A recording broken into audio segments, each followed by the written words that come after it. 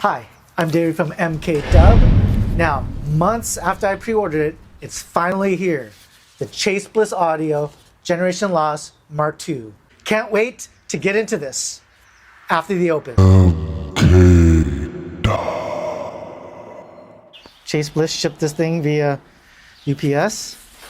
You can see it looks like they've got their Chase Bliss kind of logoed, branded packing tape, it looks like there. And let's open it up. I don't have a boxing knife, a box cutter, so maybe this is not the approved way to do this. But it's the sharpest thing I had, and I promise I'll be careful.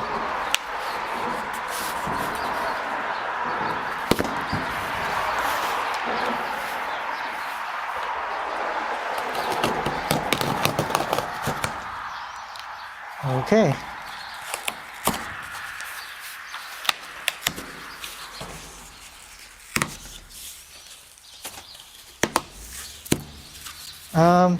It's a little shaky in there. I don't know if that's the box. It's not tightly packed. Maybe not as tight as I would pack it, I guess, if I was. There's some wiggle room here in this box here, so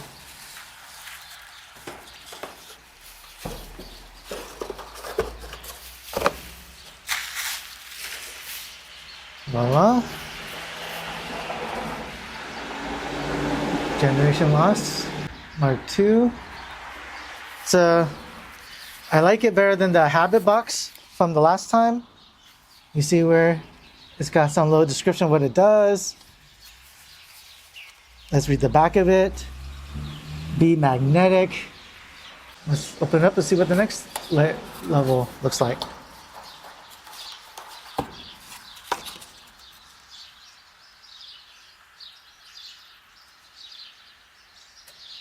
It's going to be really hard to see that. It's a pretty light on light. Might have to take a picture of that later. And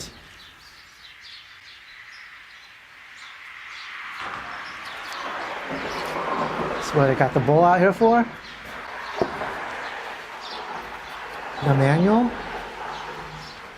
It's pretty hefty volume, pretty hefty tone for a guitar pedal. I mean, especially when you go back to what there used to be, which is like a couple cards. These are some heavy-duty manuals here. These are like instruction books. Specific visualization charts and everything. Wow. Some pretty... So this will make for some reading in the near future. Put that there. Nice. Got a little Chase Bliss cassette tape pin here, VHS tape pin.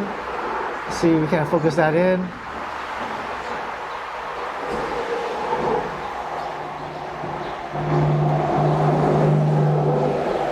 Pretty nice. And then the main. Here's the pedal. See what it's about. So it comes in and says pretty nice, be kind, we whine. I guess I'm old enough to know where that comes from. When Blockbuster, VHS, the day of VHS tapes, and yeah, my uncle used to own a video store, so video rental store. So yeah, pretty, be kind, be whine, nice, very nice touch.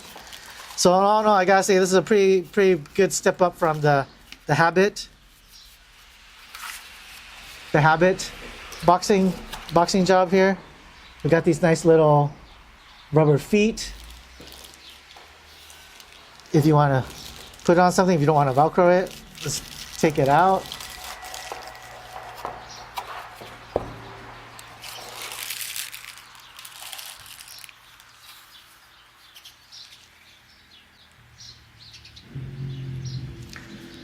So, you know, I've seen pictures, and from the pictures, I wasn't sure how I felt about the color. I thought it was kind of bluish, but it's kind of almost more like a gray. It's almost more like a gray color, honestly. I haven't seen the original Chase Bliss version of the Generation Loss, which I think is more blue. I've only seen pictures of that one too. I haven't seen it in the flesh. But, you know, not bad. I think I like it better in person than I do on the pictures.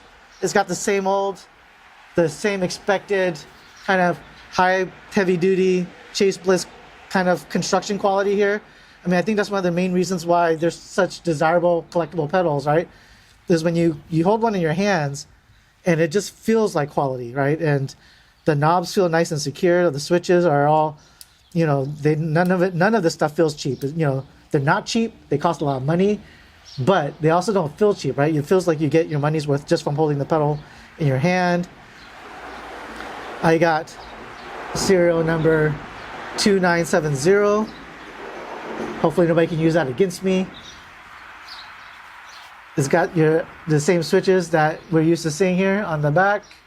Let's see if I can't bring that into focus a little bit. It's got those same switches. It took me, I don't know, until my third or fourth Chase Bliss pedal before I finally figured out what those switches, how to use them, how to kind of combine them with ramp and going up and down to really start getting the most out of them. So I'm looking forward to see what that can do. But yeah, going back to what I was saying about the quality of the pedal, you know, you may remember I did a couple of videos on the Cooper Gen Loss V2 version. And, you know, I mean, I like that pedal a lot. It has some really cool sounds in it.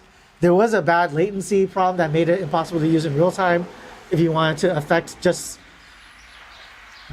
like the raw tone without kind of having a chorusy effect to it. But beyond that, the build construction of it didn't feel as rugged as the Chase Bliss pedals do, right? So this thing just really feels solid. The connections look the same. I know that this is a stereo pedal, but you still only have the one jack here on both sides, in and out. But now they just say stereo, so you're just gonna have to use one of those 2-ring stereo tips to get the stereo effect. But other than that, it's got the MIDI aux the same as before, and it's got your CV out. Unlike the Blooper, there's no kind of push switches here, but there is. I'm guessing that's Cooper, right? Chase Bliss and Cooper. This is their first pedal since Tom Majeski's joined the team. And yeah, I'm really looking forward to seeing what this thing can do compared to what I'm used to from the old version. That Be Kind Rewind inspired me to kind of maybe try to find some 80s or kind of vintage sounding tracks and send just the whole thing through the pedal and see if I can't get that kind of vintage vibe going on. Let's do it. Here's the track. It's called Ethereality. Kind of got some beach Juno vibes. Anything Juno to me sounds kind of 80s. So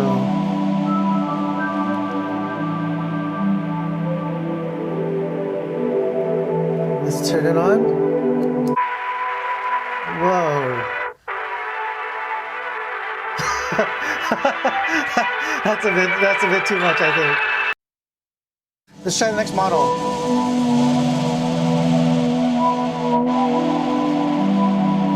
I think this is VHS 1. It's hard to tell because you kind of have to get that. There's nothing really telling you that it's at that model. You just kind of have to use your ears.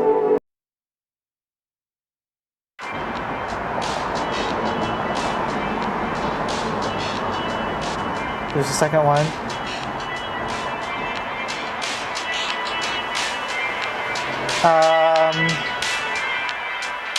Here's the Fisher.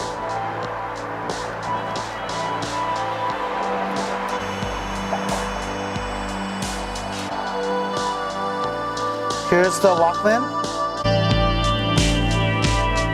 We're kind of back in a full bandwidth mode here.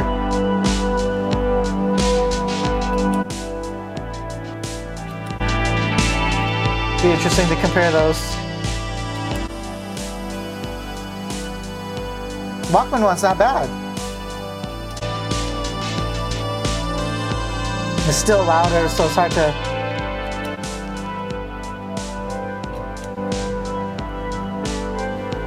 Not bad for a full mix. Designed by Blank Forms. Let's go to Amulets. And let's go to the reel-to-reel.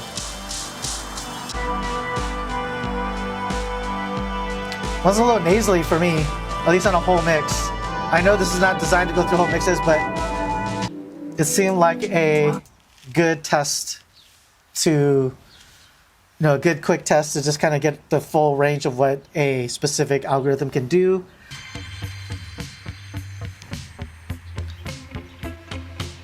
That's dry. This is no model.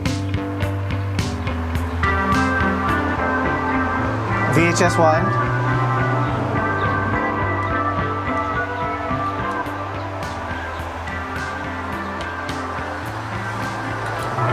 VHS 2. Sounds like it's in the next room. VHS 3. Oh no, I guess that was VHS 3 here. VHS 1 there. VHS 2. VHS 3 sounds like it's in the next room. What's the one after that? It's the Max RT cassette. Not too far off from the original. A little bit kind of murkier, muddier on that low end, kind of like I would expect if I was doing a 4-track cassette version of this. So this is what it sounds like originally. I've got the saturation up pretty high. Let's go to Max 2.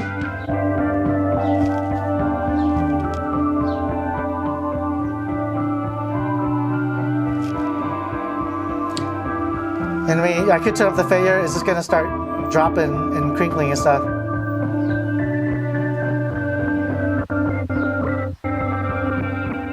It's kind of more of like an effect.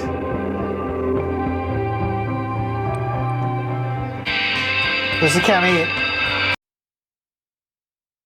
So really quick, want to address something I saw in Ricky Tenez's video about this, where he was mentioning a bass drop. I noticed it as well. So you can hear it here. It's bypassed. And if I go to a different slot, what it is they have a true bypass and then they have a digital DSP bypass. But if you don't like that, you can just turn it back to analog bypass. And that gives you what your signal really sounds like.